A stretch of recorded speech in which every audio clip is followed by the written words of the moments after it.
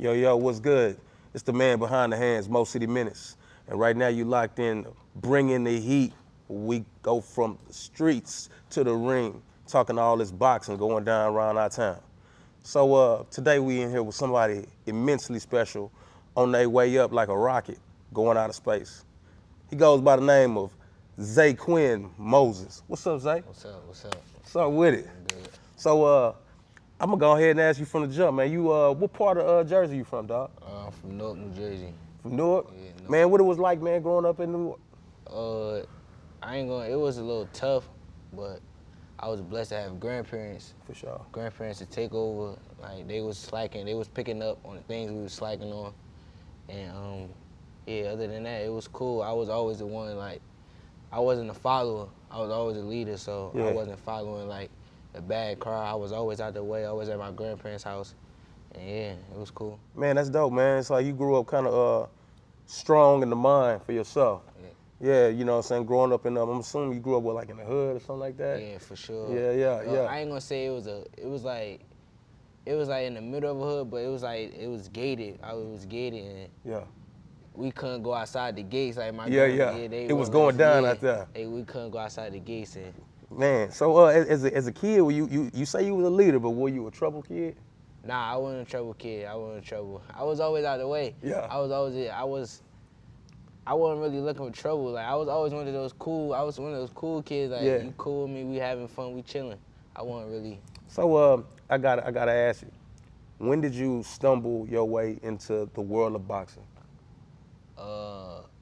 First, it was my grandfather. I think I was like 4. 4? I was 4 when I first seen it. Yeah. I was 4 when I first seen it. And, my grandfather took me to the gym, and I just seen everybody else boxing. It was boxing. Well, I never took it serious, like. Okay. So my grandfather here just like train me at home. Yeah. We'd do something in the living room, and then I went back. Then I started seeing kids in the gym. Yeah. I seen Manuel, Chance. I saw a guy named Qua. I saw a guy named Rajon, Weezy, Bam, Jalai. I started seeing all of them. We like play together. And I started, like, you feel me? I started falling in love with the gym after that. So you saw people around your age group that kind of turned you on to, hey man, I can get down with this a little bit. Yeah. So you always watch boxing growing up, or it's just something that just came to you like this organically? Nah, it just came to me natural. Okay. It was natural. I mean, I was seeing everybody do it, and my grandfather was a coach, and he'd be like, I ain't gonna say he was hard on us, but he was like strict. Yeah, like he was, you feel me? You gonna learn how to Yeah, fight. you gonna learn. Yeah, you gonna learn how to fight. And he was just teaching us in the living room, and other than that, that's how I fell in love with it, for real. Man, you gotta tell me, man, what point in your life did you think, I'm not just gonna be an amateur, I'm gonna be one of the best? I was 15. I was 15, and I was going to tournaments, and I kept losing. To guys I wasn't supposed to lose to, and they ain't do nothing but motivate me. And then when I start winning, I started seeing like these dudes really couldn't do nothing with me. Yeah. When I'm locked in, and I started getting noticed more. Yeah. I started working harder, and then it was like, all right. So putting that hard work in consistently started showing you results, or what? Yeah, for sure. Being different, like I said, not being a follower. For sure. Training with nobody watching, doing things with nobody watching. That took me. So give me some of them accolades of yours as an amateur. Tell me some stuff you accomplished personally that you're proud of as an amateur. I'm a 3-time national champion, and I qualified for the Olympic trials. I ain't win. I wanted to win, but I qualified for the Olympic trials. Yeah. And for real, that was a lot to me, because like I said, I was losing. I kept losing, and then I went on a run. I was beating people, and it all started coming together. Yeah. I know as an amateur, I saw you in some notable wars with Troy Nash. I seen it was more, in my opinion, that series of you guys boxing, I think a lot of casual people tuned in. You started pulling a lot of casuals into amateur boxing as far as what I've seen in my personal space, because people like going for these big names in pro boxing, but your name kept ringing bells.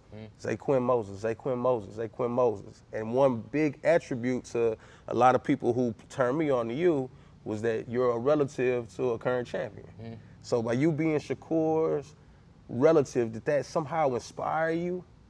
For sure, it inspired me because it was like, it gave me that little chip, and everybody wanted to like fight me or do something, be in the ring with me just because I was Shakur's little cousin. Yeah, just because I was Shakur's little cousin.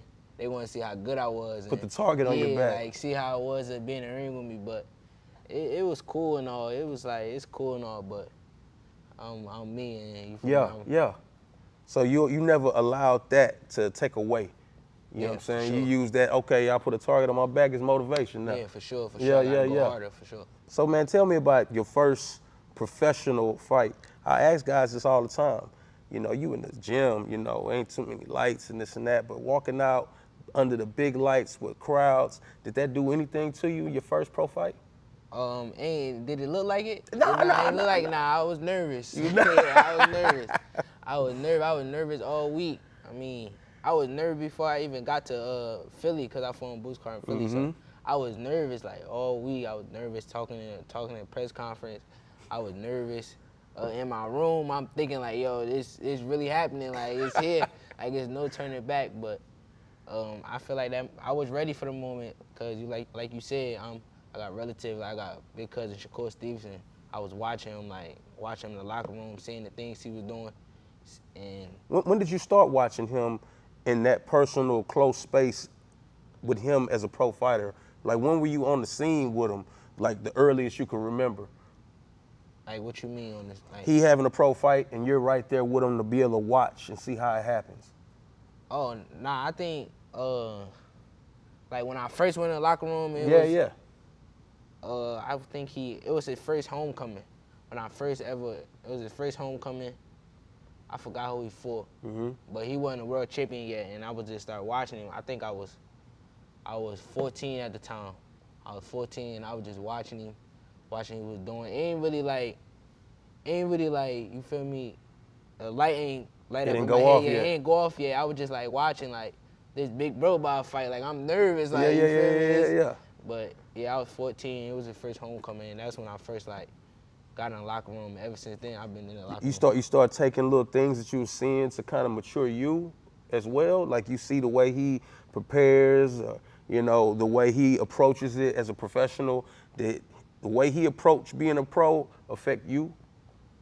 Because he's a very professional fighter. Yeah, he is. So for you to see the way he prepares, did it ever add to you and like, oh, I'm gonna take that, I'm gonna do that? Yeah, for sure. I mean, he worked real hard. He got a great work ethic.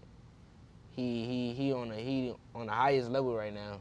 So me watching him, me seeing the things he doing, I'm just taking notes as it go on. I'm taking little notes, training, him preparing himself, mentally, just talking to him, seeing how he think, just picking up little things and putting it into my bag. Man, how important is discipline in where you are in your career? How important is that, being disciplined? It's super. It's. I ain't gonna say it's hard, but it's important. It's super important to be disciplined, because the things you do outside the ring can affect you inside the ring. Yeah, they spill over. Yeah, spill over. So as far as staying disciplined, you just gotta, like I said, you gotta be different. Yeah. You gotta be different. You can't be like everybody else. For sure. You can't do certain things that everybody else doing, because this is your life at the end of the day. This is your life you playing with. This is your life you stepping into the ring. Nobody can fight for you. And when you step in that ring, it's all the bad things gonna show, for sure. Tell me about training and coaching. You know, what's your relationship with your coach? He's not just my coach. That's my grandfather. Yo. That's my for papa. Sure, for sure.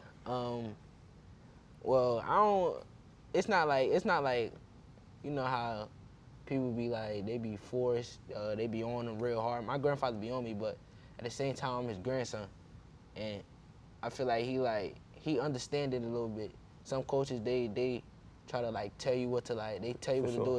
If it's not me, it's not happening. But I feel like my grandfather, he understand what it's like, and He know where you at. Yeah, he know, like, he know what's going to tick me off. He know what's going to make me go. He know all the little details that, and I appreciate him for that, for sure. Man, because, you know, you see a lot of fighters and coach tandems and groups and different pairings, and, you know, for you to be paired with your grandfather as your coach, man, that's a very unique thing. It's actually a blessing to be able to approach your career with an actual loved one, somebody that actually love you and care about you. So, you know, that's always something that I never try to once over. I like to take a real look at it and show some respect to it. So respect to your granddad and what he's done with you and helping you grow to become where you are and where you're going. So let me tell you this. I know they got this fight coming up where you on the card. How excited are you about your next fight? I'm real excited. For real, I just can't wait to like step in the ring. It'd be like, as far as cutting weight and all the other stuff, it's alright, but I really can't wait to. How difficult is that, cutting weight? To cut weight? Nah, it's not too difficult for me. Yeah. I mean, I'm still young, so yeah. I cut weight easy. It come off easy. What's your diet be like, man? Like, what you be eating? Like. Nah, I ain't gonna say. You trying to get the juice? You trying to get the juice? But I'm eating good. You eat responsibly. Yeah, I'm eating good. Yeah, I'm eating good for sure. Yeah. Okay. I'm enough said. You know what I'm saying? How y'all say less? Yeah, I'm eating good. No, that's dope, man. But so you got this fight coming up, though, man. Where, when, and how? What network? Look into the camera and give them all of that. I'm fighting Saturday, June 14th in New York, on DAZN, on Richardson Hitchens undercard. And June 14th, just make sure y'all tune in. Make sure y'all watch me shine. Put on the show like I been doing. And yeah, just watch one of the best prospects show out for sure. Zay, man, where's boxing gonna take you, or where are you gonna take your boxing career coming in the next few years? It's gonna take me far. It's gonna like. Give me some destinations. What's on the goal list? As far as myself, I just wanna take care of my family. I'm the oldest of 13. You got 13 yeah, siblings? I'm the oldest of 13. I mean, 12 other siblings? Yeah. Wow. And I'm the oldest, so I just want to show my younger siblings that anything's possible. I want to show them that as long as you work hard, like I say, anything's possible. I want to buy my Dukes, get my Dukes a crib, get Pops a crib. It's a lot I want to do. Not for me, but for my family for sure. Bro, you a young dude that's on his way, and you're doing everything the right way. How do you avoid them distractions? You know, and when I mean distractions, I mean you young dude. You just left school not too long ago. You got girls hitting you up in your DMs, trying to see what's good with you. How do you avoid them distractions? I still stay around my family. Yeah. I got a lot of brothers. Yeah. Well, cousins, but I call them my brothers because we really be around each other every day. And we just stay in the house, play the game, have fun with each other. It's just a family. It's a family affair. Everybody around us family. And me, I'm on a mission, so it's like I want to achieve what I want to achieve first before I do anything. And I feel like that's going to take me far for sure. Well, there you have it. Zaquin Moses is a man on a mission, and family is number one and important. Hey, man, we out. Appreciate it. What's up? I'm Zaquin Moses, and you tuning in to Bringing the Heat.